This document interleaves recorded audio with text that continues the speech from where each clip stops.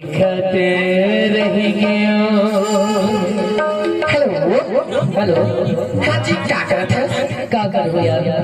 बस तोरे सोचा कर रहे। ऐसे का न दिन में चैन आए न रात में नींद आए, भूख लगी न प्यास लगी, बस तोरे रास्ता देखत रहे। अच्छा अब बता ते का करत है? अरे मैं क्या करूं?